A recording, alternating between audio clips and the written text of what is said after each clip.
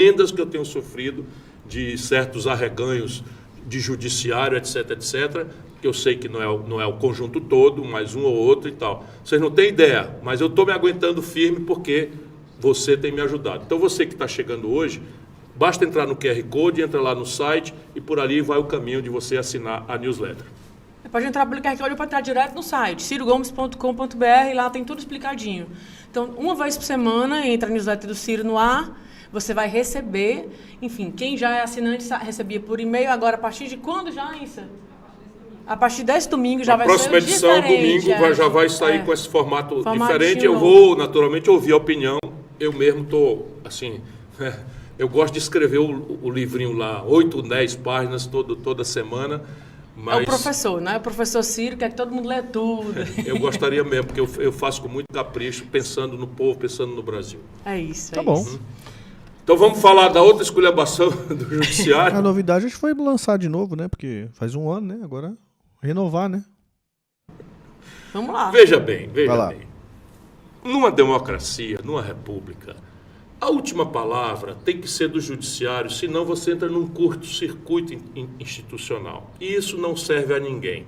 Portanto, por favor, quem estiver me ouvindo, saiba que a minha crítica é uma crítica para bem servir as instituições brasileiras, para bem servir a República Brasileira. Justo.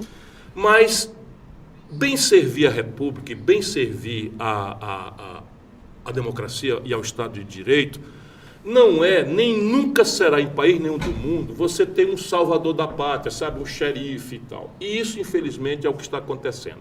Nós estamos todos, mais uma vez, escandalizados, e esse escândalo agora deriva de um fato jornalístico bastante relevante, em que o jornalista Glenn Greenwald, que é, volto a dizer, um dos maiores jornalistas do mundo, não é? E veio viver no Brasil, foi casado com um companheiro nosso que infelizmente morreu muito jovem, não é? Mas segue vivendo no Brasil, mas é um jornalista do mundo. Ele é personagem de um filme importante desse Snowden, dessa confusão que aconteceu na grande confusão dos Estados Unidos, enfim. É um jornalista do mundo e é muito sério e muito criterioso, mas ele é, ao contrário da média brasileira, jornalista. Ele não é partidário nem de mim, nem de Lula, nem de Bolsonaro, nem de ninguém. Ele faz o jornalismo e ele se premia no reconhecimento, nos prêmios muitos que eles têm. Então, eu sei que é muito sério o que ele está falando e é muito, muito profissional o que ele está fazendo. Não é para servir a isso ou nada. Por que eu estou começando essa opinião agora? Por quê? Porque mais canalha, ou igual, tão canalha quanto a blogosfera bolsonarista, tarada de direita, é a blogosfera lulopetista, sendo que essa blogosfera lulopetista tem um agravante, ou dois agravantes. Boa parte dela é financiada hoje com fortuna do dinheiro público, muito dinheiro. A última licitação, por exemplo, para pagar redes sociais, influência, cancelamento, mentira, fake news, etc, etc, foi mais de 200 milhões de reais. Caraca, 200 mila, velho. E tem, mano. E tem, velho. Quem falar que não, mano, esse cara age, puto, ordenado, tudo coordenado, todo mundo com a mesma narrativa. Você não vê uma opinião dissidente. Você não vê uma opinião dissidente, velho. É tudo seguindo script, tudo com até as palavras, até as mesmas palavras eles usam. Parece que foi passado um script, cara. É impressionante, cara. Até as palavras os caras usam as mesmas. Véio. Tudo sincronizado, cara. Impressionante, velho. 200 milhões de reais só de uma pancada. E ainda dizem, eu vou dizer também aqui, que quem está dando os palpites mais estratégicos lá é ninguém menos do que a primeira-dama, a dona Janja Lula da Silva. Pois bem, é só uma informação.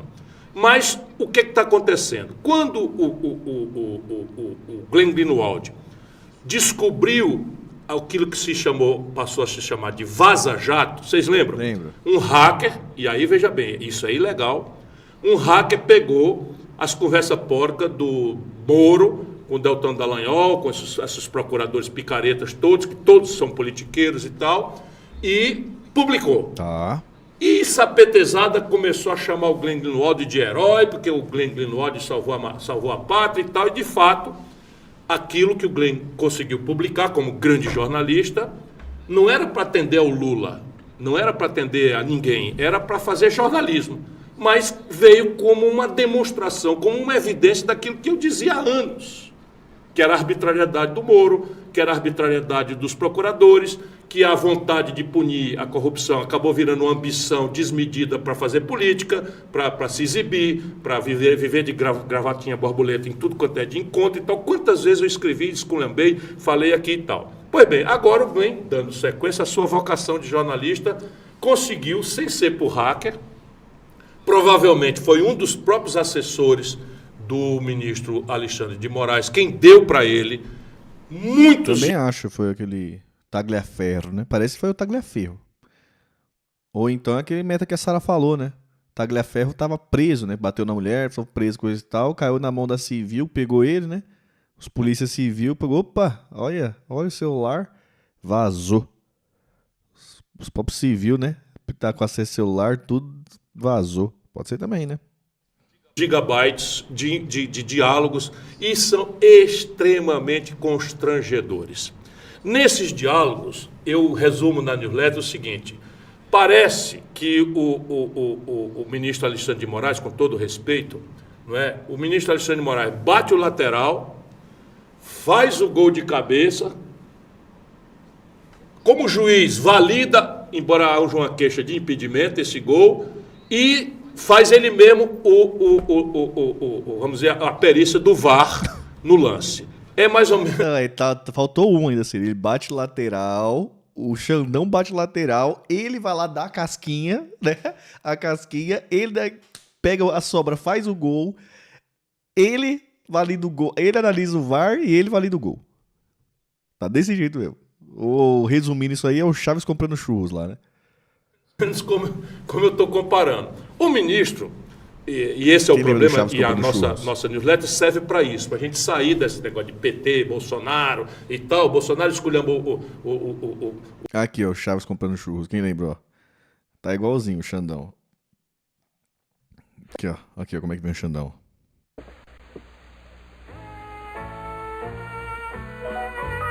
Olha o Xandão. Seu Madruga, me vende um churro, por favor. Claro, Chavinho, foi para isso que eu te dei o dinheiro, digo não? Ele imita até a voz, né? Ele imita até a voz e tal. Bom, então está o seu churro. Seu Madruga, me vende outro churro, por favor. Quer que foi? Quer que há? Claro que sim. Então, tá aqui o teu dinheiro e põe churro. E seu Madruga, aqui tá, eu quero outro churro, dá o dinheiro. Então, aqui tá o churro. Então, seu churro, aqui tá o Madruga, não dá, eu ponho aqui. Seu Madruga. Xandox. Esse é o Xandox. Desse jeito, como é que ele vem? Vai, Ciro. O Alexandre de Moraes, e a turma do PT elogiou o Alexandre de Moraes, o Bolsonaro elogiava o Moro, a turma do PT escolheu o Moro, e eu não elogio o juiz, eu defendo a lei, o devido processo legal, porque sem isso é selva. E isso é o que nós precisamos examinar agora. O que está acontecendo mesmo, na verdade, fora dessa confusão adianta, que nós não temos nada que concordar nem entrar nela. O que está acontecendo é que lá no ano de 2019... Olha bem, 2019, o ministro Toffoli, presidente do Supremo Tribunal Federal, resolveu nomear por portaria, sem sorteio, o que já é uma aberração, o ministro Alexandre de Moraes como presidente do inquérito que ficou com o nome de inquérito das fake news. Então, qual era o pretexto?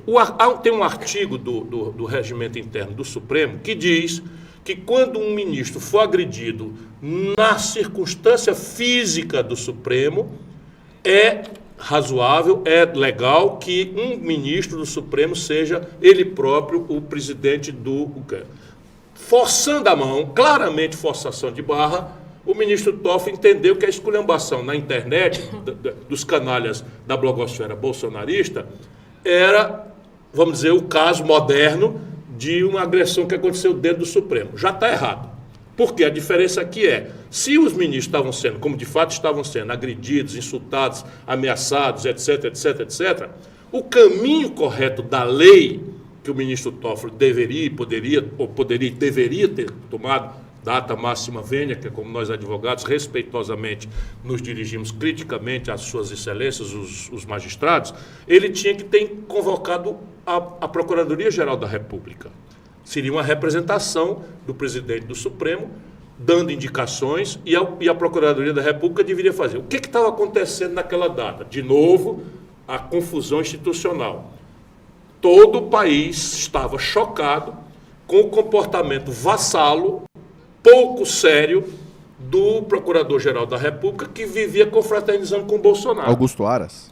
Então, veja, você tem que a Procuradoria da República não exercia suas funções corretas, o ministro Toffoli, portanto, sem poder confessar, porque eles vivem se homenageando da boca para fora e a canelada por baixo. Infelizmente, esse é o mundo de hipocrisias desse universo de Brasília, da corte em Brasília. Pois bem, porque eu achava que o Procurador-Geral da República não ia tomar as providências corretas, nomeou o ministro Alexandre de Moraes. E este, desde 2019, esse é que é o problema.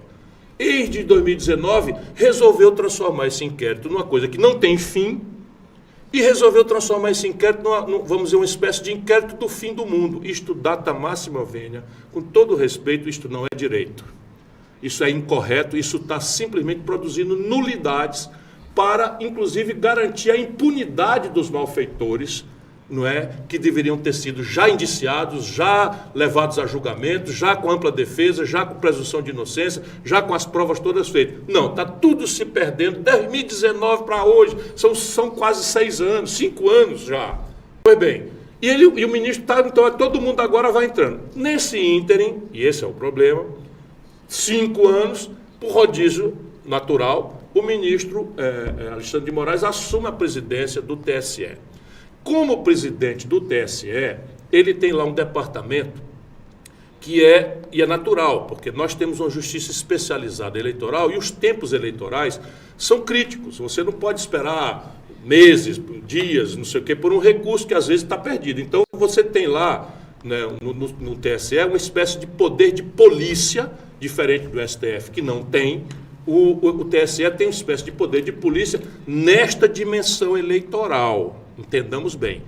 Pois bem, o ministro Alexandre de Moraes ficou com 2 cadeiras. Uma, presidente do inquérito no Supremo Tribunal Federal, e outra, chefe do TSE. E aí o que aconteceu? Nas 2 cadeiras, ele mesmo se alegou que seria esquizofrênico, ele mandar um ofício para ele mesmo. Ora, não importa que ele considere esquizofrênico isso, porque vão se passar anos daqui até o julgamento dessas pessoas, e esses ofícios é que ficarão com a memória das tramitações. Não, ele optou pelo caminho apressado e começou a encomendar dos assessores relatórios que usava na outra cadeira. Isto tudo é nulo.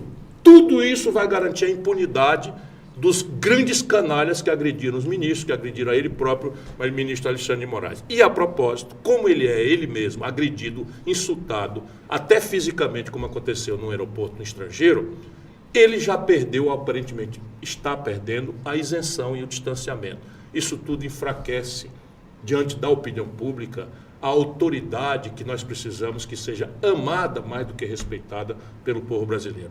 Está tudo errado e a gente precisa urgentemente encerrar esse inquérito e aí as coisas voltarão para a sua normalidade. Eu tenho que rir da pergunta que eu vou... O Dinho Slater, eu acho, enfim, que... Como é que esse... A gente já, tinha